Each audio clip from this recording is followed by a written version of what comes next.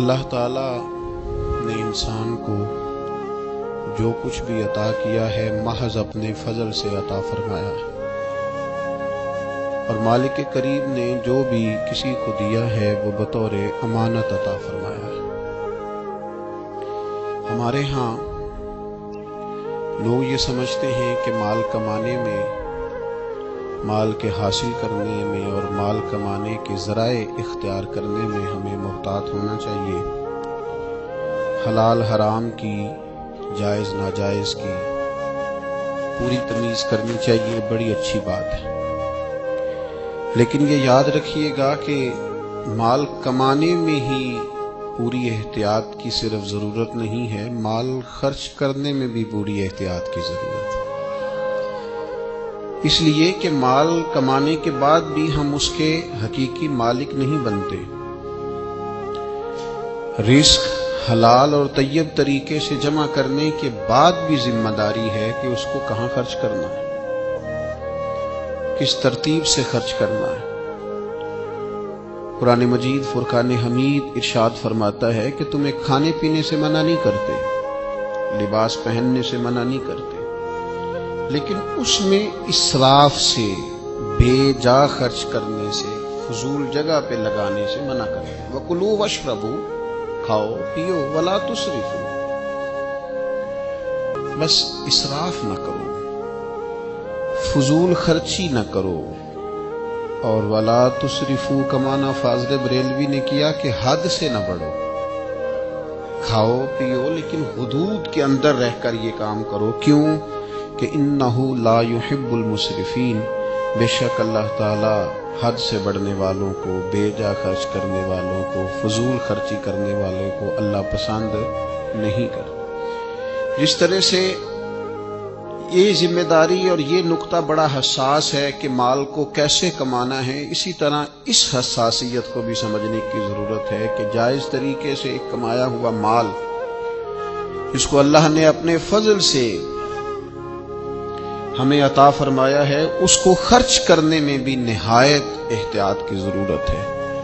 نبی اکرم صلی اللہ تعالی علیہ وسلم نے قیامت کے جو سوالات گنوائے ہیں نا، ان میں حضور نے بتایا ہے ہمیں کہ ایک سوال اللہ قیامت کے دن تم سے یہ پوچھے گا کہ مال کہاں سے کمایا، اور یہ بھی پوچھے گا کہ خرچ کہاں کیا تھا۔ اس لیے کہ تم کوئی حقیقی مالک تو نہیں نہ بن گئے۔ ہمارے ہاں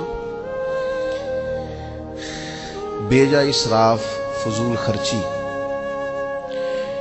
اس کے مظاہر اگر کبھی دیکھے جائیں تو وہ بھی بہت ہی زیادہ ہیں، اور اس میں سب سے بڑی جو قباحت پیدا ہوتی ہے اسراف میں اور فضول خرچی میں، وہ یہ ہوتی ہے کہ اللہ کی نعمت کی ناقدری ہوتی ہے۔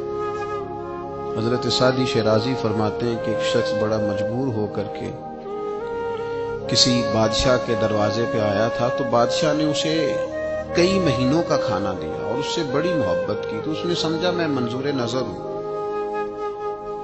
اتنا مجھے نوازا گیا ہے، تو پھر اس نے اس طرح سے اسے خرچ کیا کہ ایک ہفتے میں سارا ضائع کر کے جب دوبارہ مانگنے آیا تو بادشاہ اتنا ناراض ہوا کہ وہ کہنے لگا تو آج آیا ہے، آج کے بعد میرے دربار کے ارد گرد نظر نہ آنا۔ تو اس فقیر کی زبان سے نکلا کہ آپ کے سخاوت کے قصے بڑے معروف ہیں، اور ایک فقیر کو نوازنے سے آپ کا بگڑے گا بھی کچھ نہیں، تو آپ اس طرح کی سختی کیوں کر رہے ہیں؟ تو اس نے کہا اس لیے کر رہا ہوں کہ مجھے تکلیف یہ ہوئی ہے کہ جو میں نے تحفے تمہیں دیے تھے تم نے قدر نہیں کی، تم نے اس مال کو اس طرح ضائع کیا ہے اور اس طرح ہوا میں بکھیر دیا۔ ڈھیر سارے لوگ ہیں اللہ تعالیٰ انہیں وسعت عطا کرتا ہے، وہ سمجھتے ہیں ہمارا حق تھا، ہمیں ملنا ہی چاہیے۔ اللہ تعالیٰ انہیں گنجائش دیتا ہے، ان کو اللہ تعالیٰ نوازتا ہے، لیکن وہ سمجھتے ہیں کہ یہ میرا بنتا تھا، مجھے ملنا ہی چاہیے تھا۔ اس کا نقصان کیا ہوتا ہے کہ اللہ کی نعمت کی ناقدری، ناشکری ہوتی ہے۔ قرآن مجید کا یہ اسلوب نرالا ہے، قرآن حکیم کا یہ انداز انوکھا ہے کہ قرآن مجید نے ارشاد فرمایا کہ ان المبذرین کانوا اخوان الشیاطین، فرمایا بے شک فضول خرچی کرنے والے شیطان کے بھائی ہیں۔ کیوں؟ اس لیے کہ وَكَانَ الشَّيْطَانُ لِرَبِّهِ كَفُورًا، فرمایا بے شک شیطان اپنے رب کا بڑا ہی ناشکر ہے۔ معنی کیا ہے؟ علماء فرماتے ہیں کہ یہ جو ہے نا کہا کہ یہ شیطان کے بھائی ہیں اور شیطان ناشکر ہے، اس کا مطلب یہ ہے کہ یہ جو اللہ کی دی ہوئی نعمت کی ناقدری کر رہے ہیں نا، یہ بھی گویا اسی طرز پر چل رہے ہیں جس طرز پر شیطان چلتا ہے، ناشکری کر رہے ہیں، ناقدری کر رہے ہیں۔ ہمارے ہاں جن لوگوں کو اللہ تعالیٰ وسعت عطا کرتا ہے، گنجائش دیتا ہے، وہ خیال ہی نہیں کرتے، وہ لحاظ ہی نہیں کرتے۔ وہ کہتے ہیں او جناب میں نے بچوں سے کہا تم نے پرواہ نہیں کرنی، آپ نے غلط کہا ہے بچوں سے۔ میں نے کہا فکر نہیں کرنی، آپ نے غلط کہا ہے اپنے بچوں سے۔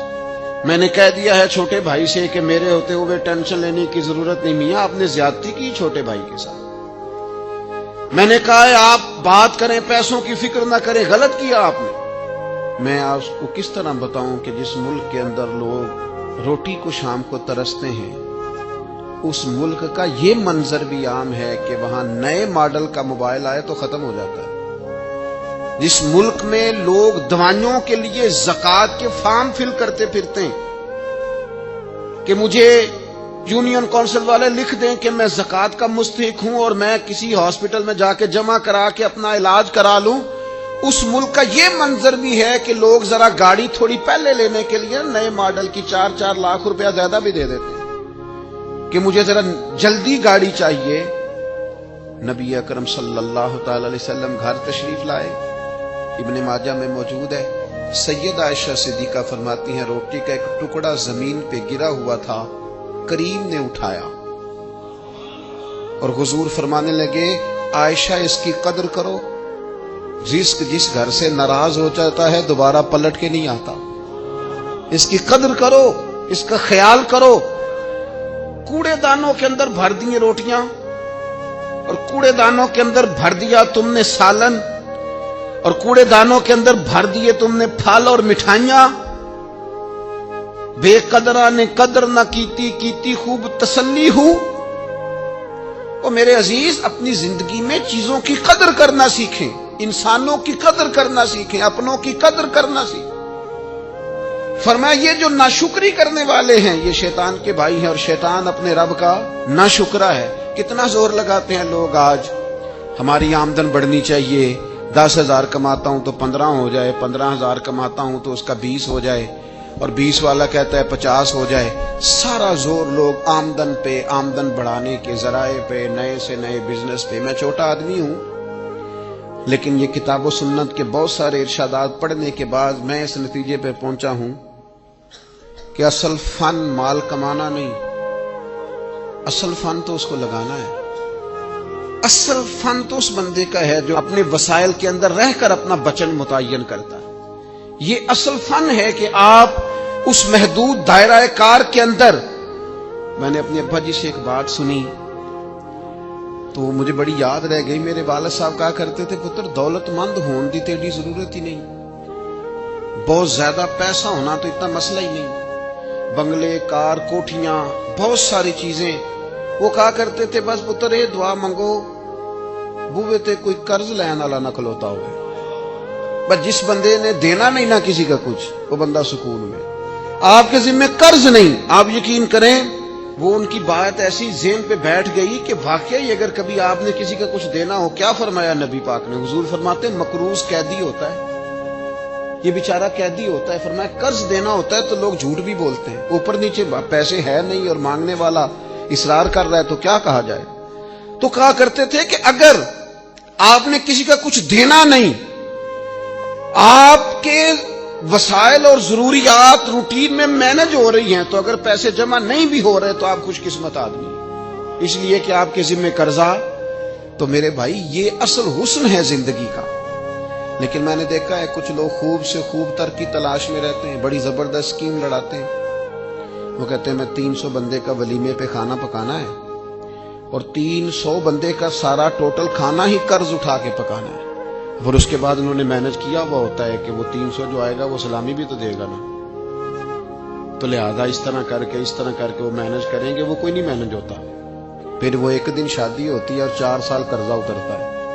کس نے آپ کو مجبور کیا؟ نبی پاک علیہ السلام نے تو فرمایا برکت والا نکاح وہ ہوتا ہے جو نکاح کرنا آسان ہو، اس میں دشواری کوئی نہ ہو۔ اپنے اخراجات کو، اپنے معاملات کو مینج کرنا اور اس ترتیب سے اسے سیٹ رکھنا کہ جس میں کسی قسم کی کوئی دشواری نہ آئے۔ میں آپ کی خدمت میں ایک بات عرض کروں کہ دنیا میں صرف ضروریات پوری کریں، خواہشات نہیں۔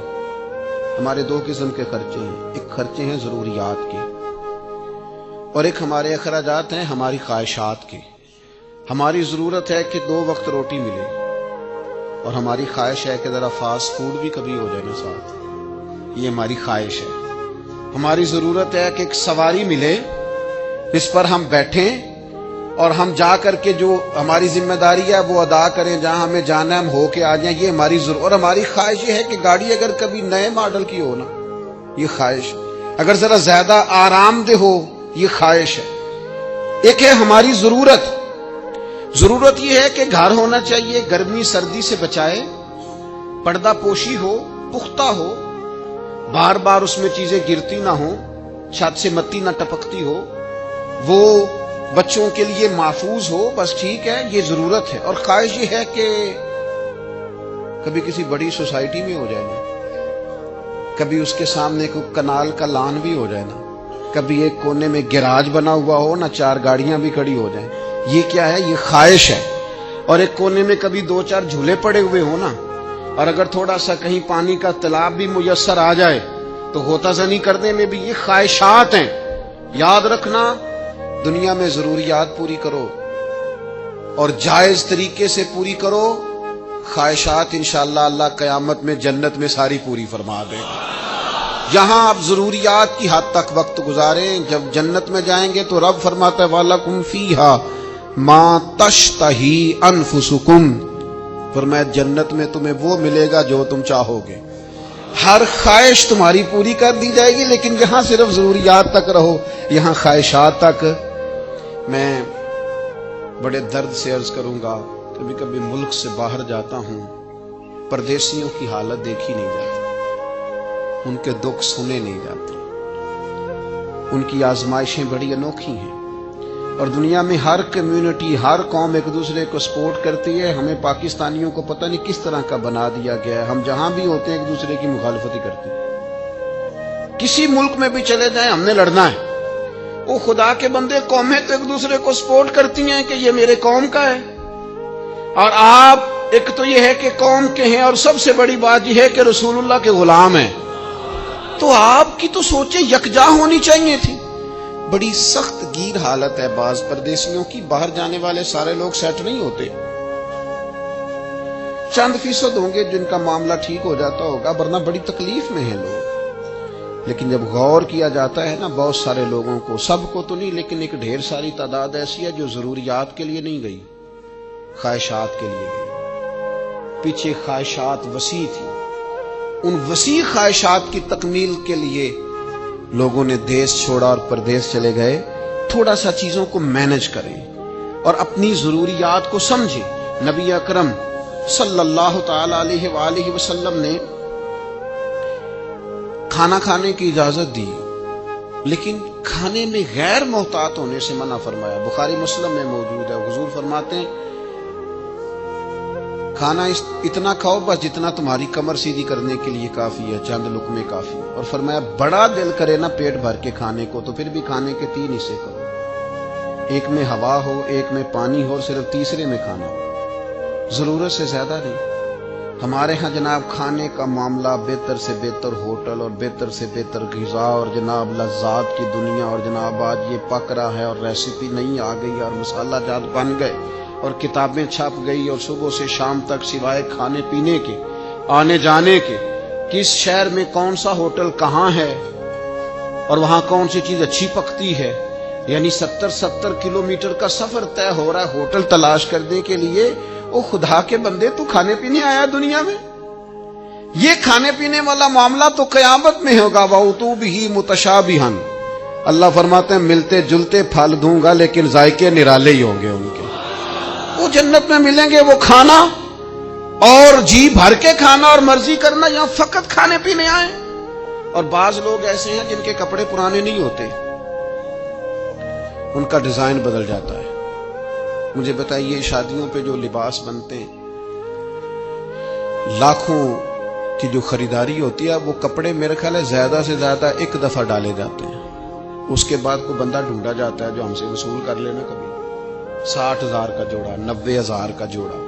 ناراض نہ ہونا، امیر کوئی نہ کوئی ایک آدھ رسم چھوڑ دیتے ہیں، غریب آدمی ایک رسم بھی نہیں چھوڑتا، جتنا مرضی ادھار پکڑنا پڑے اس نے ایک بھی نہیں چھوڑی، ساری پوری کر دی، ٹوٹل ادھر سے اٹھاؤ ادھر سے اٹھاؤ، لیکن ٹوٹل پوری کر دی، جتنی یہ قبیلے کی ہے، یہ برادری کی ہے، یہ علاقے کی ہے، یہ فلانے کا۔ کن چکروں میں الجھ گئے؟ ملبوسات تو ضرورت کے لیے ہوتے ہیں، لیکن الماری میں گنجائش کوئی نہیں کپڑے مزید رکھنے کی۔ لیکن لوگ ہیں کہ بازاروں کا سفر چھوڑ ہی نہیں رہے، آ رہے ہیں جا رہے ہیں، آ رہے ہیں جا رہے ہیں۔ میں اکثر کہتا ہوں 15 دن کا عمرہ کرنے جو لوگ جاتے ہیں، اگر 15 دن کے عمرے کے اندر وہ 60 کلو سامان کی خریداری کریں اور کہیں کہ وہ جناب 46 کلو تو ایئر لائن نے کہا تھا، اور 15 کلو اب آپ میرا 2 کلو رکھ لیں گے، آپ میرا 3 کلو رکھ لیں گے۔ بازار گھومنے آئے، یہاں تجارتیں کرنے آئے ہو، اللہ کے گھر میں حاضری دو جس کام کے لیے آئے ہو۔ دعائیں مانگ مانگ کے یہ موقع ملا اور سارا وقت بازاروں میں گزار دیا۔ اتنی خریداریاں ہو رہی ہیں، اتنا کچھ ہو رہا ہے، ملبوسات پہ ملبوسات، کپڑوں پہ کپڑے۔ خدا را کہیں آپ رکیں، ضرورت کے لیے آپ لیں چیزیں، منع کوئی نہیں کرتا، اور پھر وہ کپڑے خریدنے بھی کس لیے؟ لوگوں کو دکھانے کے لیے۔ مسجد میں بعض لوگ آتے ہیں تو وہ لباس اس طرح کا نہیں پہنتے جس طرح کا انہیں پہننا چاہیے۔ امام اعظم ابو حنیفہ رحمت اللہ علیہ 2000 دینار کا جوڑا بنوایا امام صاحب۔ لوگوں نے کہا حضور اتنا مہنگا جوڑا یہ کیا کریں گے؟ فرمایا یہ پہن کے تہجد پڑھا کروں گا۔ حضور کیا مطلب؟ فرمایا تم اچھے لباس پہن کے لوگوں کے سامنے جاتے ہو، میں سونا لباس پہن کے رب کی بارگاہ میں حاضری دوں گا اللہ کے حضور۔ 2000 دی امام اسماعیل حقی نے تفسیر روح البیان میں اس کو لکھا ہے، 2000 کا لباس پہن کے تہجد کی نماز پڑھی۔ کس کو دکھانے کے لیے کپڑے پہن رہے؟ جو دیکھ کے چہرہ ادھر کر رہے ہیں، کہتے ہیں بڑے دیکھے ہیں، یہ تو میں نے پرانا بھی کر دیا ڈیزائن جو آپ نے لیا ہے۔ تو اپنے مزاج میں، لہجے میں، طبیعت میں، اور پھر اسی طرح کا معاملہ مکانات کے ساتھ ہے۔ نبی کریم علیہ السلام تو بڑے بڑے بلند و بالا مکانات کو پسند ہی نہیں کرتے تھے، حضور نے تو نہیں پسند فرمایا، سادہ گھر میں رہنا پسند۔ لباس کے معاملے میں نبی پاک علیہ السلام نے فرمایا جس نے دنیا میں شہرت کا لباس پہنا اللہ اسے آگ کا لباس پہنائے گا قیامت کے دن۔ کیوں آپ دکھاوے کا لباس پہنتے ہیں؟ صرف لوگوں کو پتہ چل جائے کہ میرے پاس ذرا انوکھا انداز، تصنع کے لیے، بناوٹ کے لیے، ریاکاری کے لیے۔ تو یاد رکھیے گا کہ نبی اکرم صلی اللہ تعالی علیہ وسلم نے اسراف سے، فضول خرچی سے، بلا وجہ بعض جگہوں پہ پیسہ خرچ کرنے سے منع کیا۔ میں دیکھتا ہوں کہ میں نے آپ سے پہلے معذرت لے لی ہے کہ اگر آپ ناراض نہ ہوں تو بعض باتیں ایسی ہوتی ہیں جو اگرچہ بڑی درست ہوتی ہیں لیکن وقتی طور پر وہ تھوڑا محسوس ہوتا ہے کہ شاید جملہ ثقیل ہو گیا ہے، تو چلو خوگر حمد سے تھوڑا سا گلہ بھی سن لے۔ امیر کئی دفعہ اتنے نہیں بگڑتے جتنے امیر زادے بگڑ جاتے ہیں، پیر کئی دفعہ اتنے نہیں بگڑتے جتنے پیر صاحب زادے اور پیر زادے اور فلاں صاحب یہ بگڑ جاتے ہیں۔ امیر صاحب نے پیسہ کمایا ٹھیک ہے، لیکن ان کے بچوں کا جو ذہن بن جاتا ہے نا کہ اوہو ہم تو بڑے امیر ہوتے ہیں، وہ سب سے زیادہ ناکام اس وقت ثابت ہوتے ہیں کہ جب وہ اپنے بچوں کو اعلیٰ پیسہ دینے میں تو کامیاب ہوئے لیکن اعلیٰ افکار دینے میں ناکام رہ گئے، ان کی سوچوں کو مضبوط نہیں کر سکے، وہ طے نہیں کر کے دے سکے کہ بیٹا سادہ طرز زندگی بڑا اعلیٰ ہوتا ہے۔ مجھے بتائیے نا کہ ایک آدمی صرف اس لیے موبائل چینج کر رہا ہے کہ اس کے جناب ماڈل بدل گئے ہیں اور اس نے نئے ماڈل کا لینا ہے، اور دوسری طرف حالات یہ ہیں کہ کچھ لوگوں کو غذا میسر نہیں ہے، سطح غربت سے نیچے زندگی گزار رہے ہیں، لباس پورا میسر نہیں ہے کہ وہ بیچارے سردی سے اپنے آپ کو چھپا لیں۔ اپنی آنے والی نسل کو اس طرح کا مزاج دیں، ان کو اس طرح کا سمجھائیں کہ وہ کفایت شعار ہو۔ میرے ایک دوست ہیں، کم و بیش کو 13-14 سال سے میری ان سے دوستی، ایک چھوٹی سی وہ دکان کرتے ہیں۔ میں نے زندگی میں کبھی اس شخص کو نہیں دیکھا کہ اس نے کبھی آ کے کہا حالات بڑے خراب ہیں۔ میں نے ایک دن پوچھا، میں نے کہا یار لوگ کیا ہی دیتے ہیں؟ تو آپ کہنے لگے جی میں نے شروع سے اپنے بچوں کو اور گھر والوں سے کہا تھا کہ جو میرے پاس ہے اسی میں جینا ہے، اس سے آگے نہیں بڑھنا۔ یہی اللہ تعالیٰ کا ہمارے حق میں فیصلہ ایک کرم ہے اور اسی میں ہم نے زندگی گزار دی۔ کہنے لگے ایک تو میں کسی اسکیم کا حصہ نہیں بنتا، اور ایک سادے کپڑے پہن کے مجھے کبھی شرمندگی نہیں ہوتی، اور ایک یہ کہ مجھے جہاں بھی کہیں بٹھا دیا جائے میں اپنے آپ کو کمزور نہیں سمجھتا۔ میں نے یہ طے کر لیا ہے کہ وہ مجھے کیوں نہیں پسند جو رب نے میرے لیے پسند کیا ہوا ہے، میں کسی کو دیکھ کے کیوں للچاؤں۔ یہ طرز زندگی مضبوط طرز زندگی، یہ افکار، یہ مضبوط افکار ہیں۔ آپ تھوڑا سا چیزوں سے باہر آئیں، اسراف، فضول خرچی اور یہ ساری چیزیں۔ پھر میں دیکھتا ہوں کہ اگر کوئی شخص تھوڑا بہت چیزوں میں بچتا بھی ہے تو وہ بعض ایسی چیزوں کا خیال نہیں کرتا جس کا اسے اور بھی خیال کرنا چاہیے۔ اگر آپ کے گھر میں پانی کھلا آتا ہے تو آپ کبھی اپنے ہی ملک میں سفر کر کے دیکھیں، بعض جگہیں ایسی ہیں جہاں پینے کو پانی نہیں ملتا، تو آپ کو اللہ تعالیٰ نے عطا کیا ہے تو آپ ضائع کر رہے ہیں۔ وہ ٹوٹی اگر کسی جگہ سے لیک ہو گئی ہے اور اس میں پانی کے قطرے بہتے جا رہے ہیں تو کہتے ہیں کوئی حرج نہیں، کل پرسوں ٹھیک ہو جائے گی۔ آپ اگر کوئی چیز آپ کو وافر مل گئی ہے، اللہ کے فضل سے زیادہ ہو گئی ہے، تو آپ کو قدر ختم ہو گئی ہے۔ نبی اکرم صلی اللہ تعالی علیہ وسلم کو اگر برتن بھر کے پانی دیا جاتا تھا تو چوتھے حصے سے وضو کر لیتے تھے۔ رسول پاک صلی اللہ تعالی علیہ وسلم نے یہاں تک تاکید فرمایا اگر تمہارے گھر کے سامنے نہر بھی ہو تو پھر بھی میں تمہیں اجازت نہیں دیتا کہ تم وضو کرتے وقت پانی ضائع کرو، استعمال کرتے وقت پانی کا ضیاع کرو۔ نہر بھی چل رہی ہو تو پھر بھی محتاط طریقے سے تمہیں پانی استعمال کرنا ہے، تمہیں اسراف کرنے کی اجازت نہیں ہے، فضول خرچی کی تمہیں اجازت۔ اور پھر میں نے یہ بھی دیکھا ہے بعض لوگوں کو کہ وہ کونے پہ ہو کے شکوہ کرتے، وہ کہتے ہیں دیکھو کتنا مالدار ہے لیکن کتنا سوچ سمجھ کے چلتا ہے، تو کیا کرے اگر مالدار ہے تو۔ بعض لوگوں کے خیال ہوتا ہے بندہ بڑا مالدار ہے، ہم نے فلاں کام کہا تھا تو اس نے توجہ نہیں کی، تو بھائی پیسے اس کے ہیں، آپ کو تنقید کی اجازت ہی نہیں ہے۔ اگر تو آپ کا قرض اس نے دینا ہے تو آپ تنقید کریں گے، ویسے آپ کیسے کر سکتے ہیں؟ ہم بعض ایسی چیزوں کا مطالبہ کرتے ہیں جن کا دین ہمیں پابند نہیں کرتا اور اس میں ہم شدت بھی کرتے ہیں۔ وہ کہتے ہیں دیکھا جی ان کے کہہ دینے سے کام ہو جانا تھا، کیسے ہو جانا تھا بھائی؟ اتنی زیادہ تکلف میں آنے کی ضرورت نہیں ہے۔ آپ کوشش کریں اللہ تعالیٰ اخلاص عطا کرے، باقی رستے تو وہ آسان کر دیا کرتا ہے، وہ آسان کر دیتا ہے۔ لیکن کسی بھی چیز میں آپ شدت پسندی کا شکار نہ ہو، الجھے نہیں۔ آپ کوئی کام بھی ایسا نہ کرے جس میں کوئی چیز ضائع ہو۔ اسراف سے جتنا بچ سکتے ہیں، فضولیات سے جتنا بچ سکتے ہیں۔ ایک بڑا خطرناک لفظ لوگ بولتے ہیں، زندگی سہولیات والی جو ہے دین اسے منع نہیں کرتا، آپ سہولیات والی زندگی اختیار کریں۔ لیکن بعض لوگ کہتے ہیں کہ میں نے نا عیش پرستی والی زندگی جینا ہے، میں بے تحاشا مال خرچ کروں گا، یہ 10 بندوں کا کھانا ہے تو 50 کا پکاؤ، 20 بندوں کے کھانے کی ضرورت ہے تو 100 کا پکا دو۔ عیش پرستی کی زندگی۔ مسند امام احمد بن حنبل میں ایک روایت ہے، اس کے لفظوں میں جو گہرائی ہے، جملوں میں جو حسن ہے اور سمجھانے کا جو انداز کریمانہ ہے۔ حضرت معاذ بن جبل رضی اللہ تعالیٰ عنہ فرماتے ہیں نبی پاک نے مجھے یمن کا گورنر بنایا تو حضور نصیحتیں فرما رہے تھے، فرماتے فرمایا معاذ گورنر بن کے جا رہے ہو، عیش پرستی والی زندگی سے بچنا۔ کیا انداز ہے محبوب کا۔ حضور فرمانے لگے جو رب کے بندے ہوتے ہیں وہ عیش پرست نہیں ہوتے، جو اللہ کے بندے ہوتے ہیں وہ عیش پرست۔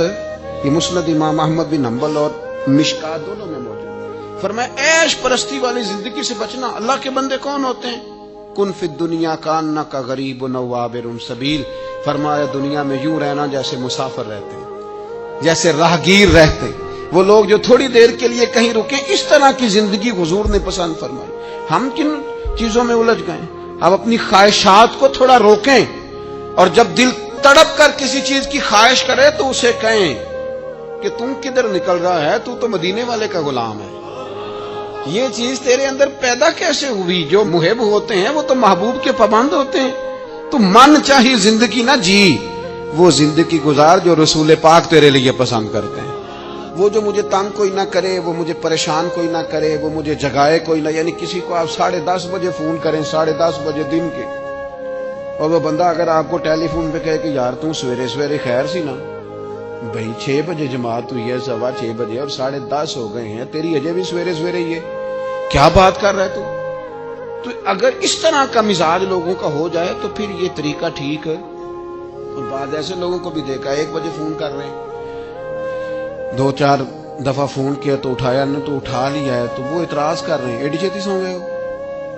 بھئی اب آپ کو اللہ تعالیٰ رحم فرمائے، اگر آپ کا موبائل نہیں سونے دے رہا تو جس نے سونا ہے اسے تو سونے دے وہ تو۔ اور یہ اب پینڈو ہونے کی علامت ہے کہ اگر آپ جلدی سو جاتے ہیں اور صبح جلدی اٹھ جاتے ہیں، آپ دیہاتی بندے ہیں۔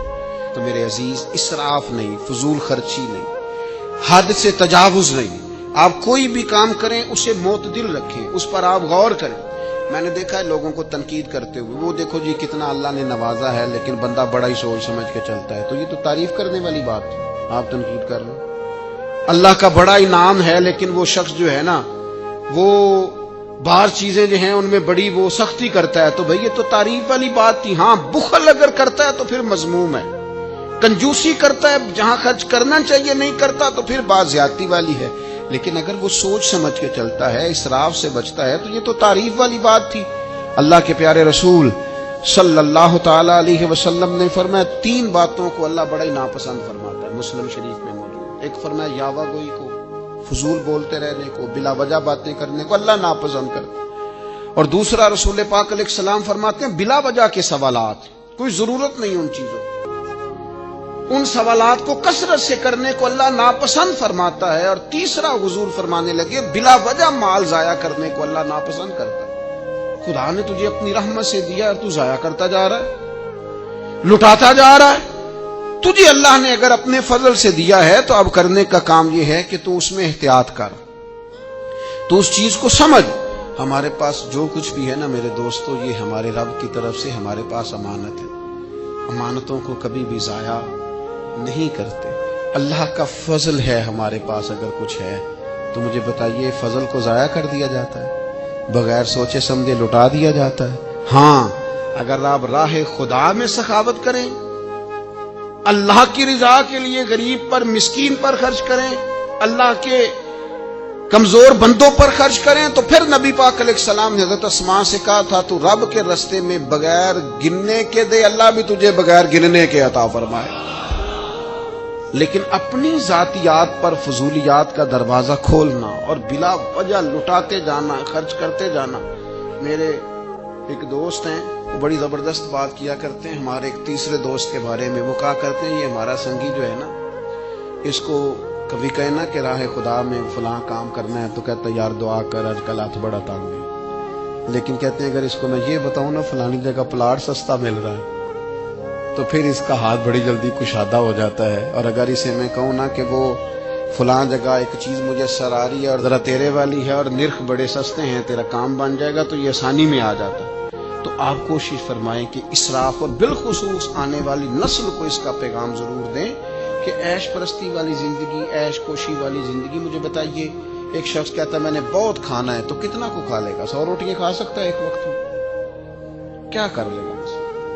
تو اپنی زندگی کو اسی دائرے کے اندر رکھیں جو اللہ تعالیٰ نے ہمیں عطا فرمایا۔ حضرت سیدنا امام جعفر صادق رضی اللہ تعالیٰ عنہ اہل بیت اطہار کا بڑا نام ہے، اور حنفیوں پر اس لیے ان کا بڑا احسان ہے کہ امام اعظم ابو حنیفہ ان کے شاگرد ہیں۔ ہمارے بزرگ فرماتے ہیں کہ اپنے بزرگوں کو ہمیشہ یاد رکھیں، ان کی تعلیمات کو سمجھیں۔ ان کا ذکر صرف برکت کے لیے کر رہا ہوں، امام جعفر صادق کی ایک بات آپ نے یاد رکھنی ہے اور بطور نصیحت اسے اپنانا ہے۔ امام جعفر صادق فرمایا کرتے تھے دنیا کی کسی چیز کی خواہش پیدا کر لینا، لیکن اسے اپنا مقصود نہ بنانا۔ خواہش پیدا ہو گئی کسی عہدے کی، پیسے کی، تو خواہش کسی وقت اگر پیدا ہو بھی جائے تو مذموم نہیں، لیکن اگر رب دے دے تو فضل ہے، نہ دے تو کسی الجھاؤ کا شکار۔ وہ حضرت صاحب تھے نا کرما والا شریف والے، تو وہ دعا پتہ کس طرح مانگتے تھے؟ کہتے تھے یا اللہ جو میں منگیا وہ دے دے، تے جے او بہتر نہیں تے پھر جو تو بہتر سمجھنا وہ کر دے۔ تو امام جعفر صادق رضی اللہ تعالیٰ عنہ فرمایا کرتے تھے طلب پیدا کرنا تو برا نہیں، لیکن اس کو مقصد بنا لینا اور نہ ملنے پر پریشان ہونا یہ مومن کی شان نہیں ہے۔ اللہ ان کے درجات کو بلند کرے۔